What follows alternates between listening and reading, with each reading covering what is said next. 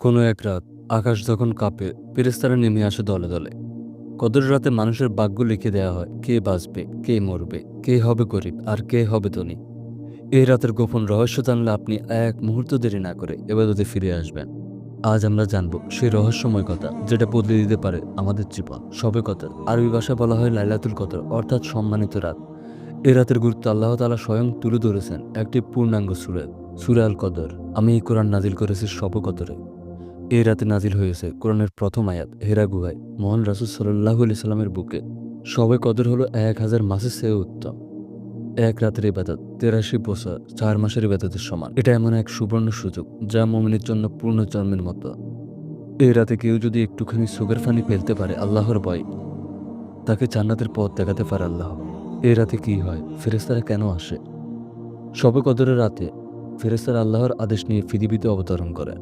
এই রাতে ফেরেশতারা এবং রূহু অর্থাৎ জিবরাইল আলাইহিস সালাম অবতীর্ণ হন। তারা কি নিয়ে আসেন? তারা নিয়ে আসেন আদেশ, কার মৃত্যু হবে, কার রিজিক বাড়বে, কার বিপদ আসবে, কে হজে যাবে, কে হেদায়েত পাবে। সব কিছুর তকদির নির্ধারিত হয় এই রাতে। ভাগ্য লেখা হয় কিভাবে? হাদিসে এসেছে, তোমাদের প্রত্যেকের তকদির লিখে দেওয়া হয় শবে কদরের রাতে। আসলে লাহুয়ে মাহফুজে সব কিছু লিখিত থাকে, কিন্তু প্রতি বছর একবার শবে কদরের রাতে সে বছরকার সব ঘটনা ফেরেশতাদের হাতে তুলে দেওয়া হয়, যেন তারা দায়িত্ব পালন করতে পারে। এ রাতে লেখা হয় কার মৃত্যু হবে, কার জন্য কতটুকু রিজিক, কার জন্য কী বিপদ, কে কোন পথে চলবে।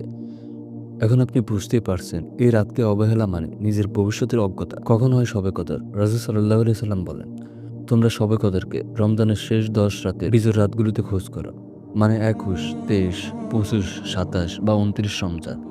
এর যে কোনো রাতে এটি হতে পারে। হাদিস থেকে বোঝা যায় এটি গোপন রাখা হয়েছে যাতে মানুষ পুরো 10 দিন ইবাদতে কাটায়। বেশিরভাগ আলেম মনে করেন 27 রমজানে শবে কদর হওয়া নিশ্চিত, কিন্তু আসলে এটি নিশ্চিত নয়। কি কি আমল করবেন শবে কদর রাতে? এ রাতে এমন কিছু কাজ আছে যা করলে গুনাহ মাফ হয়ে যায়। যে ব্যক্তি ঈমান সহকারে ও সাওয়াবের আশায় কদরের রাতে নামাজ পড়ে তার পূর্বের গুনাহসমূহ ক্ষমা করে দেওয়া হয়। মুনাজাতে যে কথাটি বারবার বলবেন, হে আল্লাহ আপনি ক্ষমাশীল, আপনি ক্ষমা করতে ভালোবাসেন, আপনি আমাকে ক্ষমা করে দিন। কোরআন তেলাওয়াত ও কান্নাকাটি, মা বাবার জন্য দোয়া ও তাওবা করবেন। কেন এই রাত গোপন রাখা হয়েছে? আল্লাহ চাইলে পারতেন এই রাতকে স্পষ্ট করে দিতে, কিন্তু তিনি গোপন রেখেছেন যেন আমরা পুরো 10 দিন ধরে খোঁজ করি এবং ইবাদতে মন দিই। যেমন জুমার দিনের দোয়া কবুলের মুহূর্ত কিংবা কিয়ামতের সময়, সবই গোপন রাখা হয়েছে ইবাদতের জন্য উৎসাহ বাড়াতে। ভাই ও বোনেরা, শবে কদরের রাতে যা আপনি চাইবেন তা আল্লাহ তাআলা কবুল করবেন। শর্ত একটাই, আপনি যেন মন খুলে চেয়ে নেন। এই রাত বদলে দিতে পারে আপনার তকদির, আপনার জীবন, এমনকি আপনার আখিরাত। এই রাতে ঘুমিয়ে থাকবেন না, ইবাদতের সুযোগ হারাবেন না, কারণ হয়তো এটাই আপনার জীবনের শেষ শবে কদর।